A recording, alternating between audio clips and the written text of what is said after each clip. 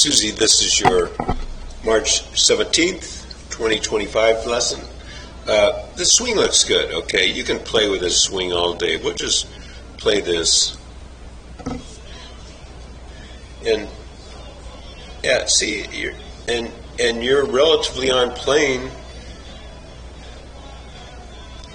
from here on. So that's why you can play so well.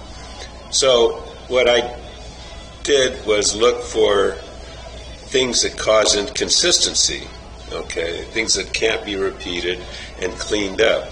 But trust me, if you try to change, you're going to have to struggle through early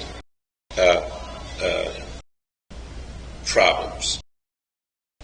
Again, you're in your 20 or 50 of your 10% of your age group. Unless you have a desire to entertain it, if you are thinking, this is what I do. Okay, so we'll put you next to, shall we? Okay. Just look at your swing. Things that I think problems would be, Fred is overlapping her hands from behind. Yours is way here, and the thing is that's like about 2 feet out of position. So you have to make a correction back to get it back on plane. And why is the swing plane important? Because no matter what you look, what happens is you take it away, and as you come down, it's got to be back on plane perfectly. So your swing plane is a line parallel to these yellow lines. It doesn't have to be precisely on, but it has to be parallel. Okay, so you can clean up that, and that'll help a lot of the commotion. Okay, so then you get it on plane here, and so this top position is pretty doggone good. And trust me, there's more things right with your swing than wrong. So things are good is the elbow's pointed down, the left arm is parallel to the swing plane, you haven't come away from the back wall like some of the people in your house, and then, so this is pretty good top position. Okay, so then as you start down, let's see the action with the hands. See how they kind of turn, but so you can see the shaft in relation to the yellow lines is a little bit on the steep side. Okay, so at some point, okay, and you have good depth here, which means the butt of the club is outside your heels, which is good, but all of a sudden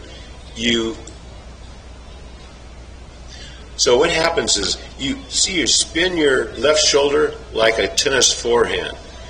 And no, it's supposed to stay there, almost like your front shoulder on a backhand. It stays there; it doesn't spin out. So as you spin, you lose the depth that you had, and this is just way too. You've burned up the depth. See, when she gets her hands chest high.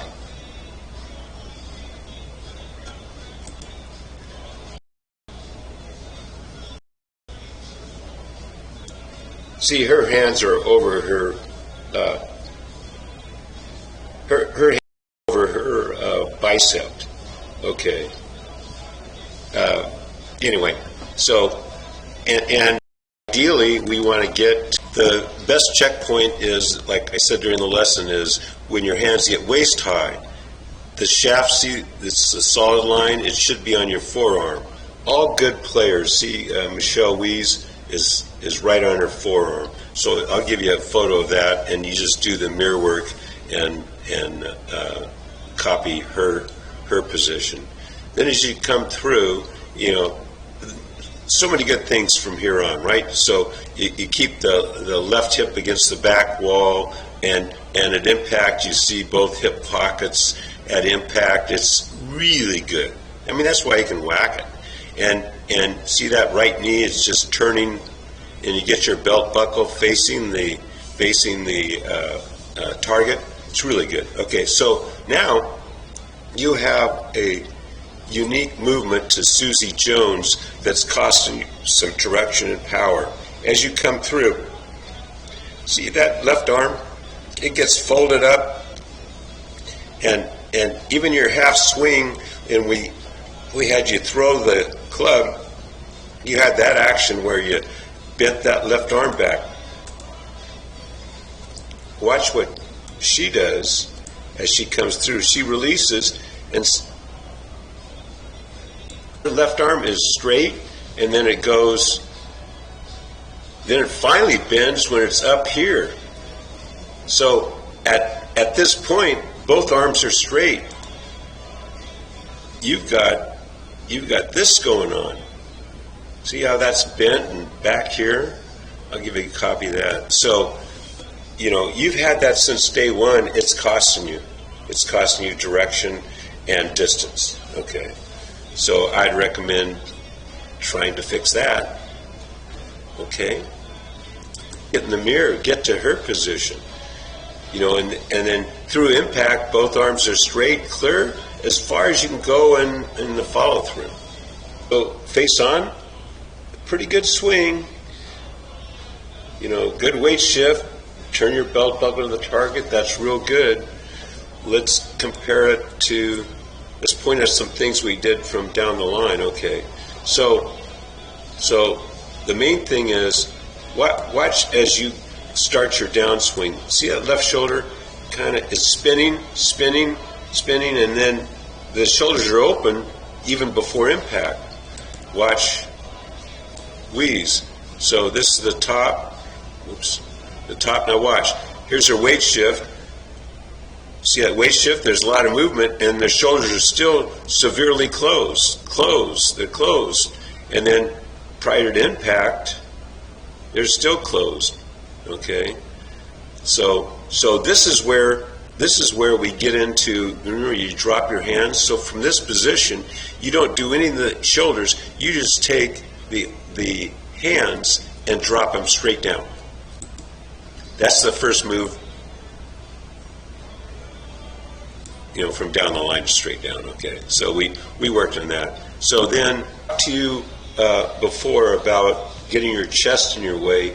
This is maybe a year ago where you just cut off your swing. You're better now, but you're still not clearing your chest.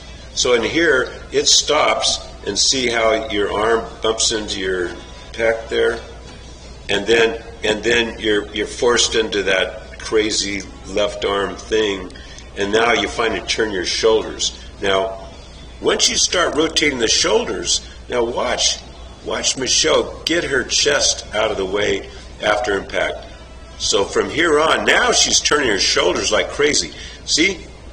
She's turning her shoulders, and her chest is completely out of the way, as opposed to, you can see yours is cut off there. So that's what's restricting that backswing. Okay? Then she goes from there into this point here where that right arm goes under her chin. And that's where you bend up that left arm and cause all sorts of issues.